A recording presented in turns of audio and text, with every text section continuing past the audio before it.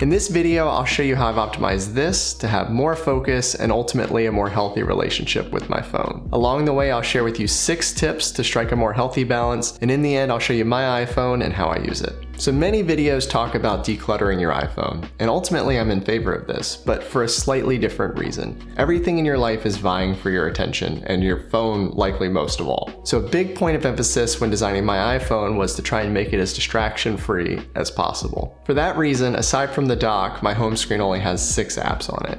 And that ties into tip number 1, which I like to call out of sight, out of mind. So a while back, what I found happening was whenever I would unlock my iPhone, I would jump into those handful of addictive apps, and then I'd turn around twice and 30 minutes would be gone. And I had no control over it. So what I did instead is I pulled those apps off the home screen. I didn't need to uninstall them. I just now have to have the intention enough to search for them. So I can still open Reddit, I just have to pull down and type it in. And I found that that little bit of friction was all I needed to get away from those addictive apps. On to tip number 2, which is add a little more friction when necessary. For some apps, hiding the icon from the home screen might not be enough. For me, that was Twitter and Reddit. For those apps, you might want to check out OneSec. It's an app that you install on your phone, and with a little bit of setup, it'll add a little bit more friction when you go to open those apps. It gives you a moment to pause and think, is this what I really want to be doing with my time? The other feature that it has is the ability to send you a notification after you've been using the app for a certain amount of time. After, say, 5 minutes, it'll give you a notification in hopes of pulling you out of the matrix. If you want to give OneSec a try, I have a link down in the description that'll get you 15% off your subscription. Alternatively, if you're looking for a completely free option, you can use iOS shortcuts to set a 5-minute timer whenever you open those key apps. And then when the timer goes off, you know to get out. That's also why I have a clock on my home screen so that if I leave an app early, I can cancel the timer before it actually goes off. If you're curious about how you can set this shortcut up for yourself, let me know down in the comments and I'll put together a video with all the steps. And that gets us into tip number 3, which is give yourself more rewarding distractions.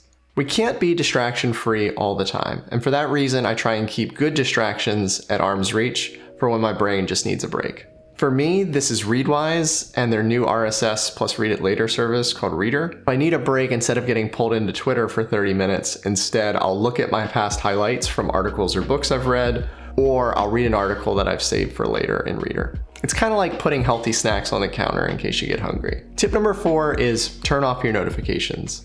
I shouldn't have to say this, but for those 9 people out there who still have iOS notifications on, please turn them off. This is the equivalent of signing up for spam phone calls in the 21st century. The only real exception I have to this is notifications from my car and from my front doorbell when someone rings it. Aside from that, all other notifications are turned off. While we're on the topic of notifications, I recommend you check out iOS's new focus mode feature. It allows you to filter out who can call and text you and which apps can send you notifications at certain times. So for me, I've got this set up to automatically turn on at 9 a.m. when I start my workday. It then runs from 9 to noon, and it turns off for an hour for lunch, and then it turns back on from 1 until 5 when I end my workday. Tip number 5 is avoid using your phone during your high productivity periods. So for me, this is in the morning when I get up. So I have about an hour or so before my workday starts, but if I reach for my iPhone, that hour's completely shot. So for that reason, I no longer use my iPhone as an alarm clock. I recently picked up the Lofty alarm clock, and it's given me back my mornings by not having the iPhone be the first thing that I'm greeted with at the beginning of the day. It allows me to avoid news and Twitter and set the tone that I want for the day.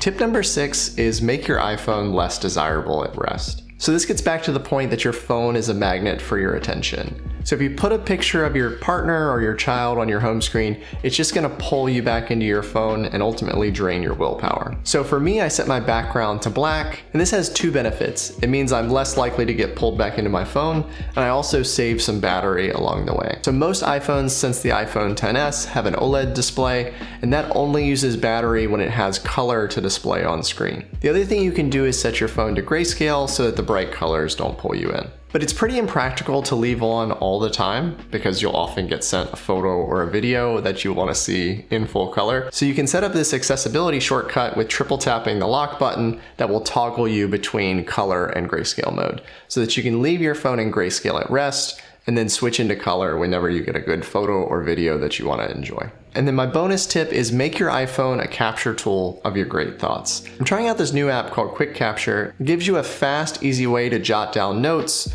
pull them from a photo, or just dictate them verbally. You can think of it like drafts, but with dictation. Oftentimes what I'm trying to quick capture is a task, and I want that to go to my task manager. So I've got it set up where I can double tap on the back of my phone to type in a quick task and send it out to Akiflow.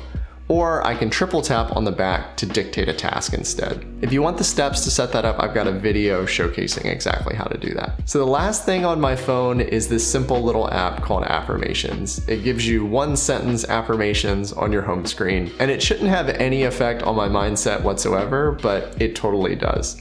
It either gives me a nice little bump when I need it, or I get a good laugh because there's no way my phone could actually be a judge of my fashion or something along that line. Hey, thanks for making it to the end of the video. If you haven't checked out the Books Note Airr 2 Plus, I highly recommend it. I've got a video with my thoughts and how it's changed the way I think and work. You should click on it. Thanks again for watching, and I'll see you in that video.